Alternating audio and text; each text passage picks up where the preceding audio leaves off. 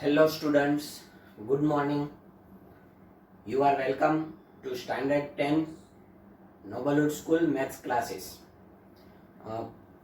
आप जानते हैं प्रीवियस लेक्चर में हमने चैप्टर नंबर 14 जो है स्टैटिस्टिक्स कंप्लीट कर लिया है, ठीक है. Now we are starting new chapter. Which chapter? So उसके लिए पहले थोड़ी सी डिस्कशन कर लेते हैं, फिर उसके बाद हम चैप्टर के ऊपर आएंगे. सबसे पहले मैं यहाँ पे एक काम करता हूँ, कुछ सीक्वेंस लिख रहा हूँ. अब सीक्वेंस क्या होती है वो आपको पता है ना.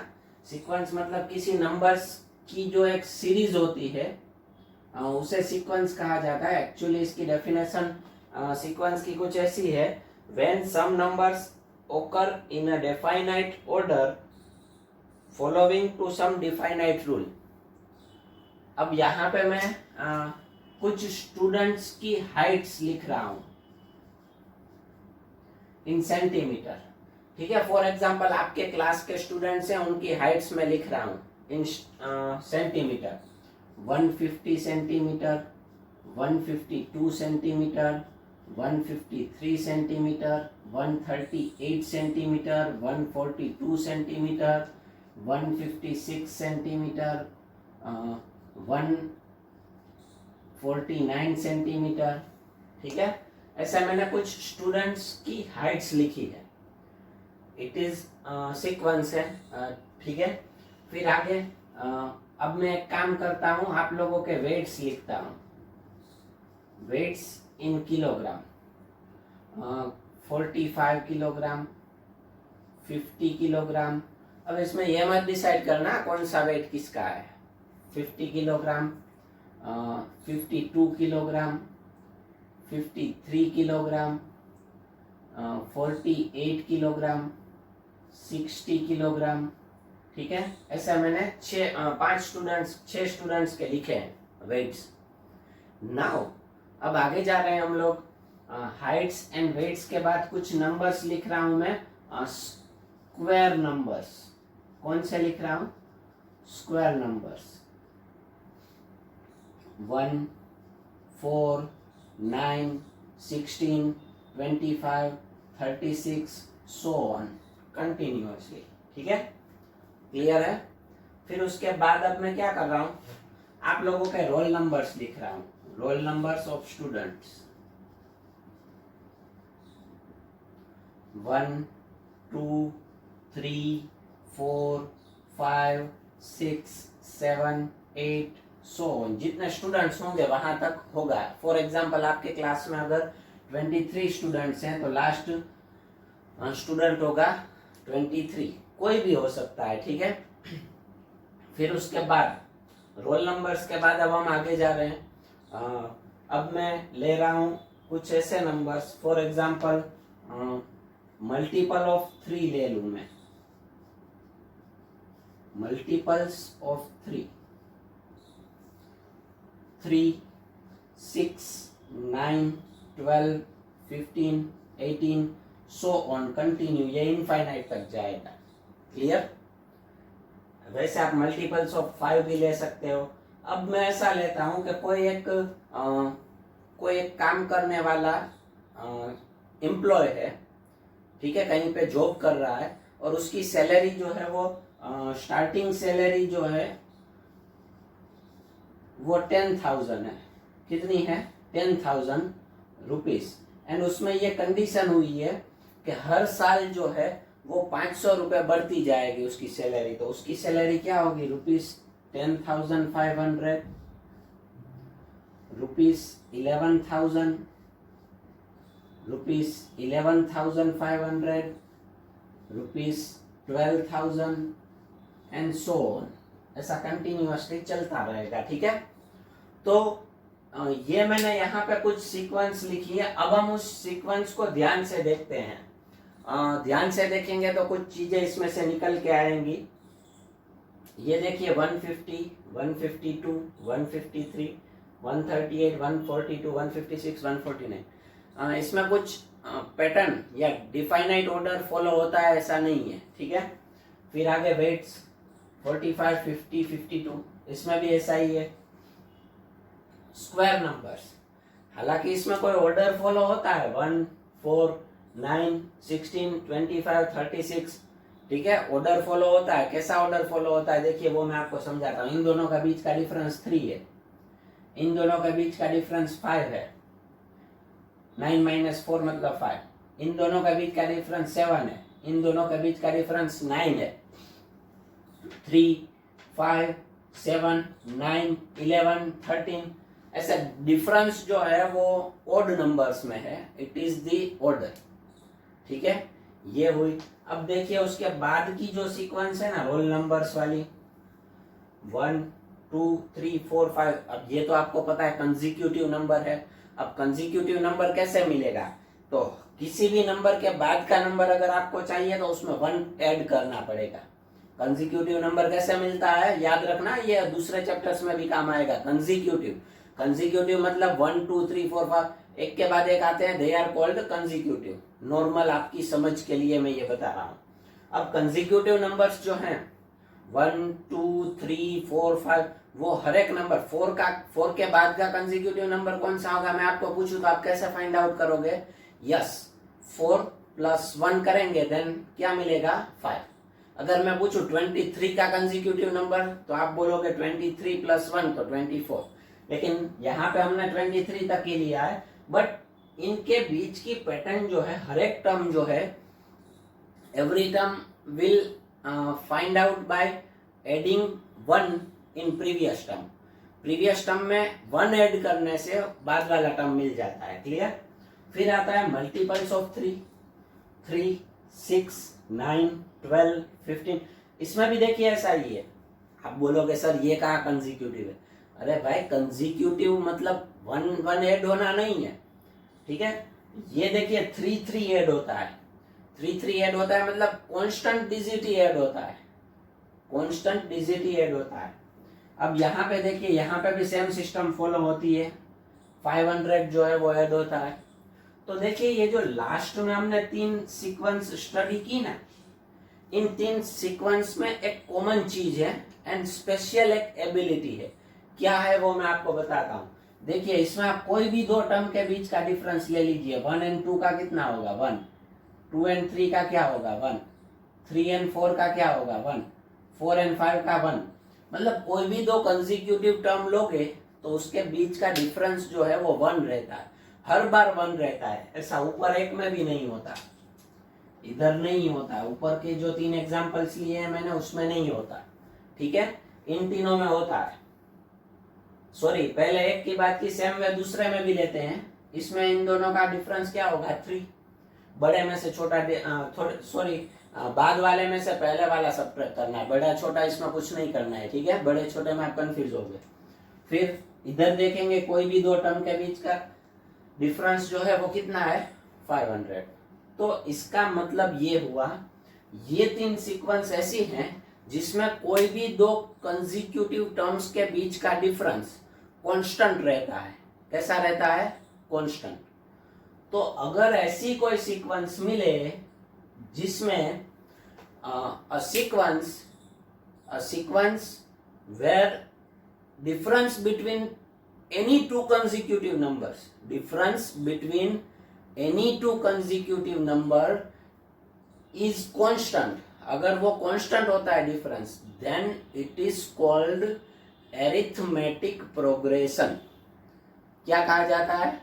Arithmetic progression, and it is our chapter number 5। अब इसमें जो नहीं है ना वो मैं निकाल देता हूँ, ठीक है, फिर है जो उसके ऊपर डिस्कस करेंगे।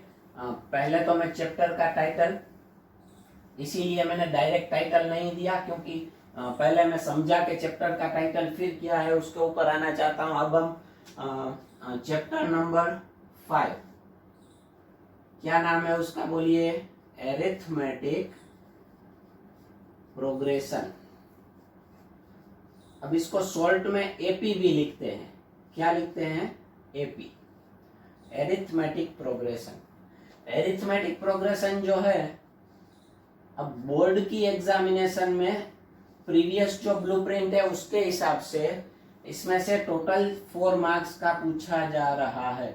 आप बोलोगे सर आप प्रीवियस का क्यों बोल रहे हो? वो इसलिए बोल रहा हूँ क्योंकि इस साल आपको पता है आपकी स्कूल्स अभी तक स्टार्ट नहीं हुई है। वैसे ऑनलाइन एजुकेशन स्टार्ट है।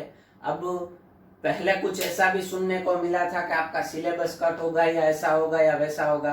अब कुछ चेंजेस आते हैं, तो नए जो चेंजेस आते हैं तो ये डिफरेंस हो सकता है। अगर सिलेबस कट होता है या ऐसा कुछ होता है तो अब वो नया चेंजेस क्या आएगा वो हमें नहीं पता। नहीं पता तो फिर उसके बारे में अभी सोचना भी नहीं है। अभी हमें जो गिवन है उसके हिसाब से चलना है। ठीक है। बोर्ड की एग्जामिनेशन में कितना पूछा जाता है? 4 मार्क्स का। 4 मार्क्स में ब्लूप्रिंट के हिसाब से ये मैं स्टार कर रहा हूं। मैंने आपको प्रीवियस चैप्टर की स्टार्टिंग में भी बताया है। 1 question is of 1 mark and 1 सम और क्वेश्चन इज ऑफ 3 मार्क्स। ऐसे करके टोटल 4 मार्क्स होते हैं इस चैप्टर के। एंड एरिथमेटिक प्रोग्रेशन किसे कहते हैं? तो सबसे पहले मैं एरिथमेटिक प्रोग्रेशन की डेफिनेशन लिखूंगा यहाँ पे। Arithmetic progression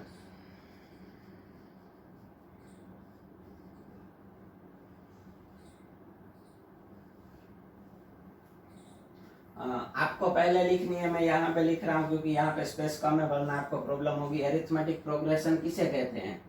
a sequence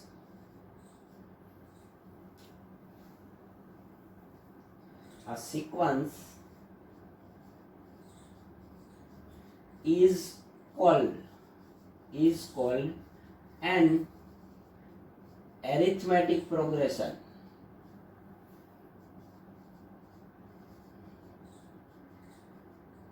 A sequence is called an arithmetic progression if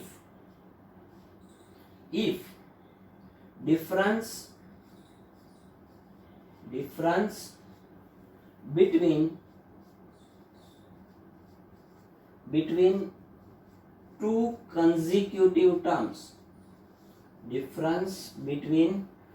consecutive terms is constant. अब देखिए इसका मतलब क्या हुआ। आपको कोई सीक्वेंस गिवन है, अब उसमें 2 कंसेक्यूटिव टर्म्स के बीच का डिफरेंस अगर इक्वल हो, 2 कंसेक्यूटिव टर्म्स के बीच का डिफरेंस कैसा हो? इक्वल हो, तो उसे क्या कहा जाएगा? Arithmetic progression. अब ये जो कांस्टेंट डिफरेंस होगा ना, उसको कॉमन डिफरेंस कहा जाएगा। Difference between two consecutive terms is called common difference of AP. उसे क्या कहा जाता है? common difference of AP. common difference of an AP. ठीक है, उसे क्या कहा जाता है? common difference of an AP. Arithmetic progression का कॉमन डिफरेंस कहा जाता है। It is denoted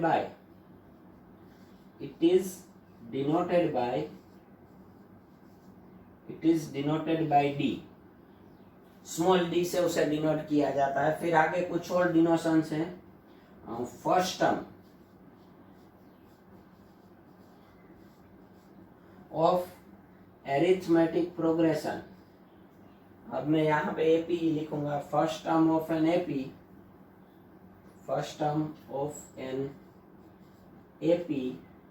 is denoted by small a. First term of an AP is denoted by a. अब देखिए, आपको कोई भी अगर एरिथमेटिक प्रोग्रेशन फाइंड आउट करनी है, कोई भी एरिथमेटिक प्रोग्रेशन अगर आपको फाइंड आउट करनी है, तो आपके पास ये दोनों चीजें होनी चाहिए, ए एंड डी। देखिए इस चैप्टर में कुछ स्टूडेंट्स को कंफ्यूजन होती है। कंफ्यूजन इसलिए होती है क्योंकि उनके माइंड में सिंबल क्लियर नहीं होते हैं। ए जो है वो फर्स्ट टर्म का सिंबल है, क्योंकि सिंबल के ऊपर से फॉर्मूला आएंगे एंड क्वेश्चन में कौन सा फॉर्मूला अप्लाई करना है उसके लिए आपको सिंबल माइंड में होने चाहिए। ठीक है, a is the first term. A is the first term and D is the common difference. D is the common difference. अब D के बारे में मैं बता दूं आपको, value of D, value of D should be, value of D, sorry यहाँ पे नहीं, मैं ऊपर ही लिख देता हूं ताकि आपको समझ में आ जाए. Where it is denoted by D, where D is any real number. अब D की वैल्यू जो है वो कोई भी रियल नंबर हो सकती है. रियल नंबर हो सकती है मतलब पॉजिटिव भी हो सकती है, नेगेटिव भी हो सकती है, जीरो भी हो सकती है एंड फ्रैक्शंस भी हो सकते हैं. क्लियर? इरेशनल नंबर्स भी हो सकते हैं, रूट वाले, ये भी माइंड में रखना है. क्लियर? हो सकता है डी जो है वो कोई भी रियल नंबर होगा. क्लियर? तो देखिए आपको इसे लिखना कैसे है. पहले चैप्टर का टाइटल, एरिथमेटिक प्रोग्रेशन की पहले डेफिनेशन, ठीक है, फिर ये स्टेप्स एंड लास्ट में एग्जांपल्स आएंगे. ये एग्जांपल्स हैं, ये सब क्या है? एग्जांपल्स. ठीक है, ये लिख लेते हैं, आप लोग लिख लो, फिर उसके बाद हम आगे वीडियो कंटिन्यू करते हैं. ठीक है,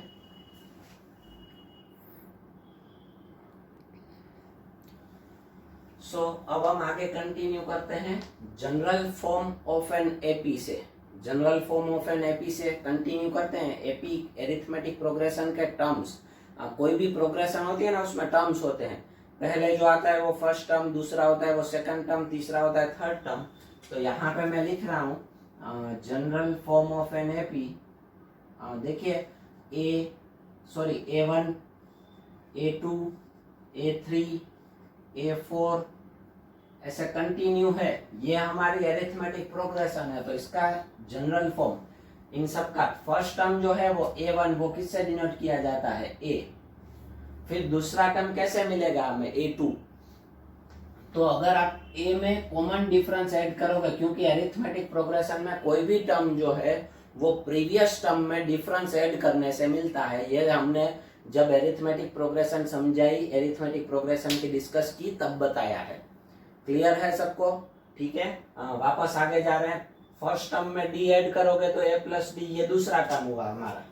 फिर तीसरा टर्म A प्लस 2D, इसमें एक और डी ऐड करो, D प्लस डी जो है वो लाइक टर्म से, D प्लस डी क्या हो जाएगा? 2D.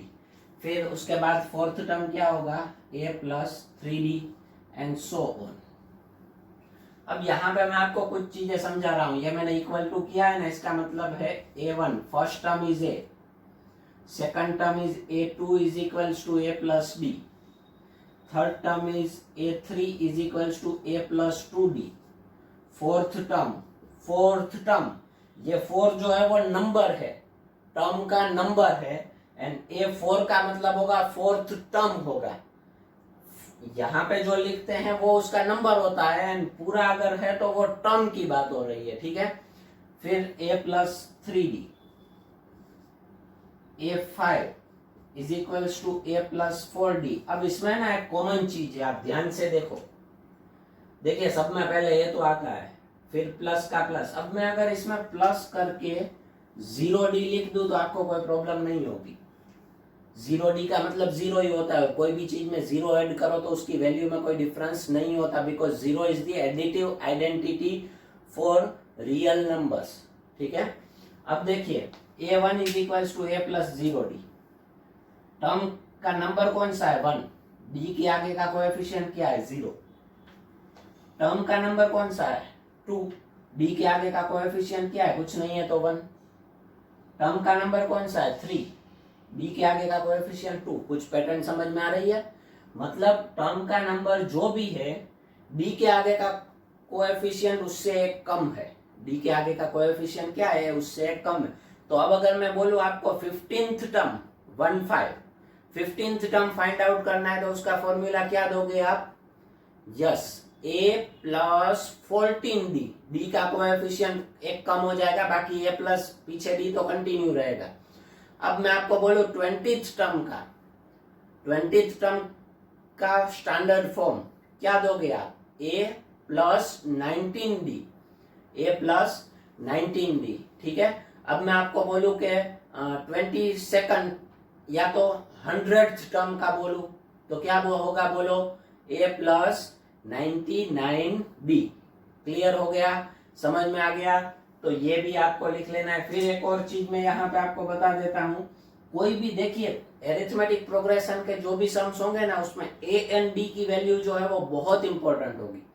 अगर आपको कोई भी अरिथमेटिक प्रोग्रेशन लिखनी है तो भी आपके पास ए एंड डी होने चाहिए। अगर कोई टर्म फाइंड आउट करना है तो भी आपके पास ए एंड डी होने चाहिए। मीनवाइल आप ऐसा कह सकते हो कि ए एंड डी की वैल्यू जो है उसी के ऊपर मोस्ट ऑफ चैप्टर्स के सम्स जो है वो डिपेंडेबल है। तो डी जो है वो कॉमन डिफरेंस है। कॉमन डिफरेंस मतलब क्या होगा, टू कंसेक्यूटिव टर्म का डिफरेंस, टू कंसेक्यूटिव टर्म का डिफरेंस। बट अगर कभी कंसेक्यूटिव टर्म्स ना गिवन हो तो इट इज इंपॉर्टेंट टॉपिक, सोचने जैसी बात है। अगर कभी ऐसा कहा है कि सेकंड टर्म गिवन है एंड फिफ्थ टर्म गिवन है तो हम क्या करेंगे, तो जब कंसेक्यूटिव टर्म ना गिवन हो तब डी फाइंड आउट करने का फॉर्मूला है D is equals to A M minus A N upon M minus N. आप बोलोगे सर ये क्या लिखा, कुछ समझ में नहीं आ रहा, समझा रहा हूं। अगर आपको 10th term and 6th term दोनों क्वेश्चन में गिवन है, क्वेश्चन ऐसे आएंगे, 10th term and 6th term given है और आपको डी फाइंड आउट करना है, तब आप क्या करोगे, तो तब इसके हिसाब से फॉर्मूला होगा D is equals to M की जगह पे 10 एंड एन की जगह पे मैं 6 ले लूंगा, तो ऊपर होगा a10 माइनस a6 और नीचे होगा 10 माइनस 6। अब a10 एंड a6 की वैल्यू क्वेश्चन में गिवन हो सकती है, देखिए ये 10 एंड 6 ही होगा, कंपलसरी नहीं है, ये मैंने एग्जांपल दिया। सेकंड एंड 7th भी हो सकता है, कोई और नंबर के टर्म भी हो सकते हैं, ठीक है। क्लियर, तो सम आएंगे तब ये ज्यादा क्लियर होगा। ये हो गई डी की वैल्यू, क्लियर हो गया, सबको समझ में आ गया। तो अब यहाँ पे जनरल फॉर्म भी हो गया, डी की वैल्यू भी आ गई। कोई भी टर्म आपको फाइंड आउट करना हो तो भी आप कर सकते हो। मैंने आपको बताया अगर जिस नंबर का टर्म आपको फाइंड आउट करना है, जिस नंबर का टर्म, ध्यान से सुनना, जिस नंबर का टर्म फाइंड आउट करना है, डी के आगे का कोएफिशिएंट उससे एक कम होगा, बाकी आगे ए प्लस तो आएगा। क्लियर है, समझ में आ गया? तो ये थोड़ा सा फॉर्मूला एंड अप्रोच जो एपी का जो कॉमन अप्रोच है उसके ऊपर डिस्कस की, ध्यान रखिएगा। अगर ये वीडियो ठीक से समझ में नहीं आया तो सम्स कैलकुलेट करने में प्रॉब्लम होगी। इस वीडियो में अगर कोई क्वेरी है तो मुझे मेरे व्हाट्सएप नंबर पे या तो कॉल कर सकते हैं, दोनों नंबर एक ही है 9016414447, उस पर आप मुझे कॉल करके क्वेरी भी पूछ सकते हैं, ठीक है। एंड वीडियो अच्छा लगे तो लाइक करें, चैनल सब्सक्राइब करें। आज के लिए इतना ही, नेक्स्ट वीडियो में आगे कंटिन्यू करेंगे।